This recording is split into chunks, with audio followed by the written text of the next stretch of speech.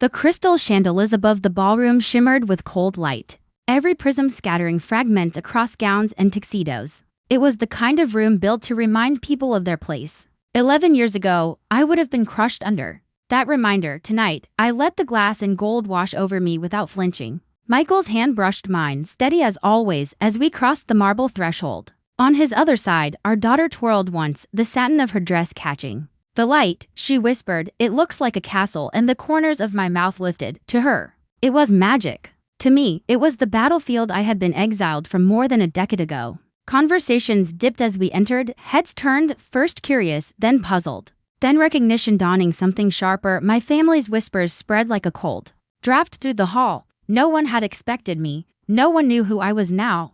I took in the scene the way you'd study a painting you used to know by heart. My father by the bar, his back still rigid as if the world owed him reverence.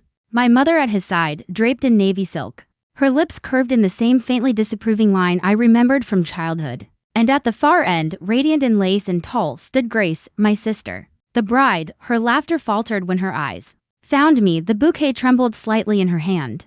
11 years vanished between us in that moment, not with warmth, but with something jagged and unfinished. I kept walking, heels tapping against marble, every step deliberate. The dress I wore wasn't loud, but it was sharp, black velvet, cut clean, elegant. It said what I didn't have to, that I had built myself, piece by piece, without their blessing. Leo tugged my sleeve, whispering louder than she meant to, "Mama, is that the auntie from the picture?" Her innocence sliced through the murmurs. Grace blinked, cheeks tightening, her smile cracking under the weight of too many eyes. Michael leaned closer, voice low. "Private, still want to go through with this?" I didn't answer, not yet. Instead, I lifted my chin as the first relative broke from the crowd, an aunt, whose name I remembered only because she had once scolded me for eating too many strawberries at a family dinner. She squinted now, disbelief etched across her face. "You," she began, then faltered. "Is that really?" I spared her the relief of finishing. "It's me," I said, voice calm, clear enough to carry farther than I intended. More heads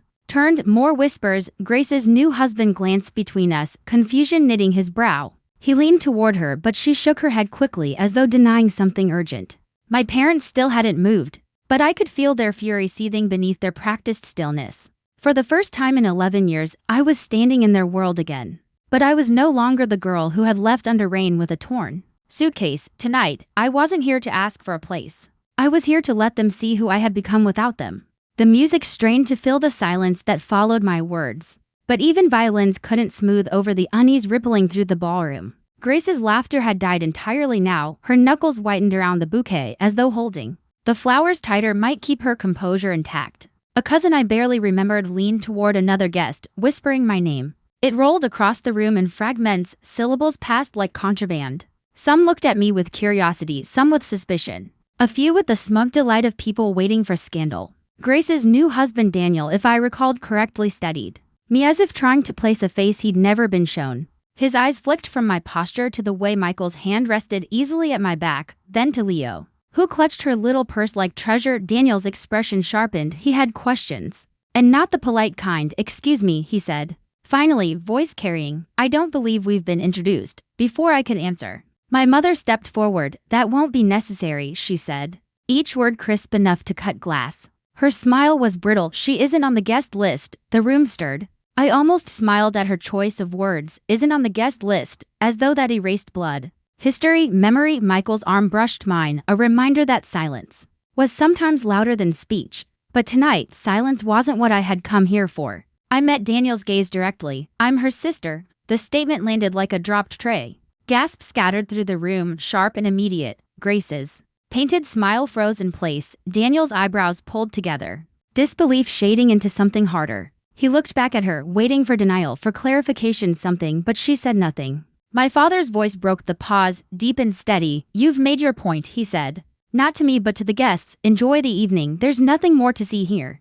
The violinists faltered mid-phrase, their bows dragging slower, as though even the music wanted to listen. Daniel's words still hung in the air, impossible to stuff back into silence. "You said you were an only child." Grace's bouquet trembled. She laughed too brightly, the sound brittle and thin. "Oh, Daniel, don't be ridiculous. It's complicated." The same words she had whispered years ago when I begged her to stand by me, when I asked if she had told the truth about the tuition money. She'd called it complicated then, too. Before turning her back, Daniel didn't move. His gaze was anchored on her, his jaw set. Guests shifted uneasily, sipping champagne to mask their hunger for the unfolding spectacle. My parents stood rigid, their silence an iron shield, but even shields develop cracks. I stepped closer, each heel click echoing across marble. My voice was calm, steady. Complicated isn't the same as true. The words sliced cleaner than shouting. Heads turned. A ripple of murmurs followed. Grace's painted smile wavered, her eyes darting from me to the crowd. Then back to Daniel. She's exaggerating. She always what? I asked. My tone wasn't sharp. It was soft, almost gentle. But the softness made it harder to dismiss. Always remembered what you'd rather forget? The room tightened around her. Daniel shifted, finally turning to me. What exactly should I know? Grace's hand shot out, gripping his sleeve. Not here, please. But the ballroom wasn't waiting. Questions swelled in the air, murmurs multiplying until curiosity curdled into suspicion.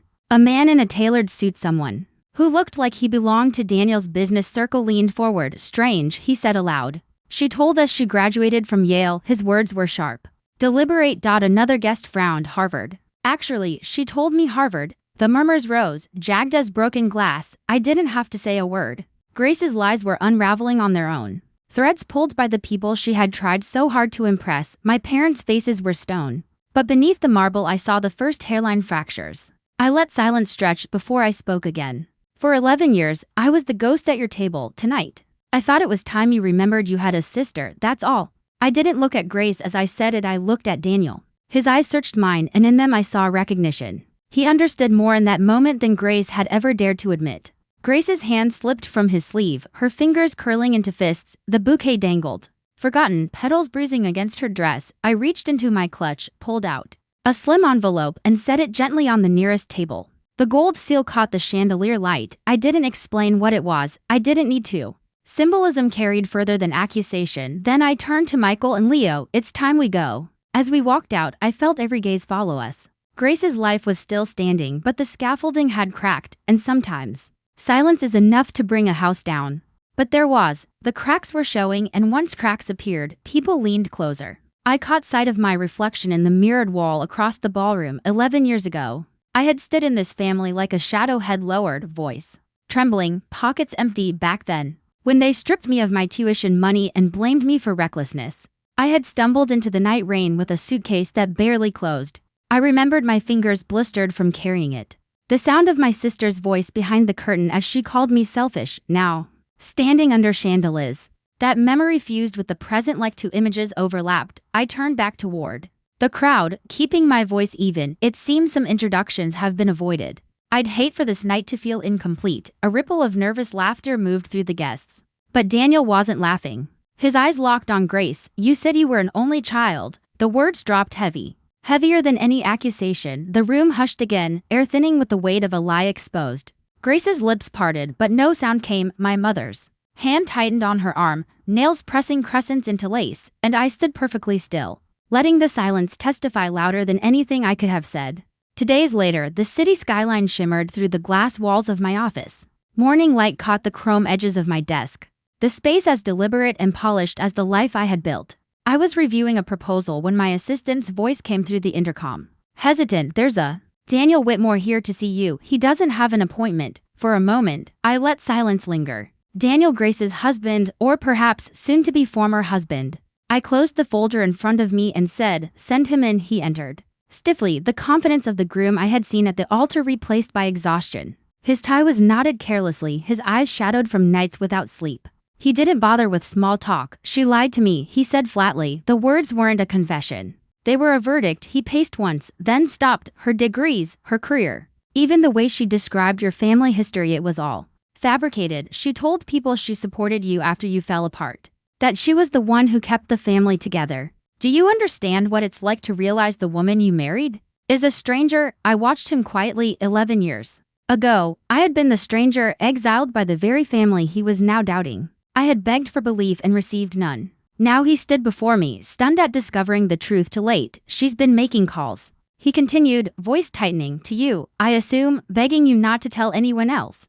I need to know what you've said. My phone, face down on the desk, had collected a trail of missed calls and voicemails from Grace, each one more frantic than the last. I hadn't answered a single one. I've said nothing, I replied. And I don't need to. Lies collapse on their own. Daniel pressed a hand over his mouth, exhaling through his fingers. For a moment, he looked younger, undone. I thought marrying her meant joining a strong family, respectable, established. Instead, I've been living in the middle of a performance. I leaned back in my chair, folding my hands. Performances end. What matters is what you build afterward. He looked at me as though weighing something: trust, perhaps, or respect. Finally, he nodded once, sharply, then left without asking for more. When the door closed, I unlocked my phone. The newest voicemail from Grace was breathless, her words tumbling over each other. Please, don't ruin this for me. I can fix it. I just need time. You don't understand, but I did understand, better than she knew. I pressed delete. One by one, I erased each message, each plea, until the screen was clean again. For the first time in 11 years, I felt no need to answer, no pull to explain myself. Some debts collect interest until they collapse under their own weight. Grace's collapse was no longer mine to hold. 6 months later, the world was quiet again. In our garden, the air smelled of damp earth and jasmine. Michael was trimming the roses, sleeves rolled, humming under his breath. Leo knelt in the grass beside me, her small hands smeared with soil as we pressed a seedling into the ground. Will it grow fast? She asked, eyes wide. Not fast, I said, covering the roots with soil, but strong. The best things take time. She nodded solemnly, as if I had shared a secret meant only for her. The peace of that moment was everything my past had never given me, and hurried, rooted ours. No chandeliers, no watchful eyes, no whispered betrayals. Just the steady rhythm of a life built from nothing but love and work. The letter arrived that afternoon, thick envelope, handwriting I recognized instantly. Grace. I held it for a long time before opening it. Inside, the ink bled slightly where tears had blurred the words. I don't know how to fix what I broke. I don't even know where to begin. Daniel has left. The friends I tried so hard to impress have all turned their backs. I wanted to be someone, and instead I've become no one. I know you owe me nothing, but I had to say it. I'm sorry for everything. I read it twice, then set it on the table. Apologies are like seeds to some never sprout, no matter how much soil or water you give them. But others, even fragile ones, can take root if the ground is ready. That evening I wrote back. My words were careful, deliberate. I don't hate you, but I can't carry you either. What I can do is give you a chance to start again, the way I had to.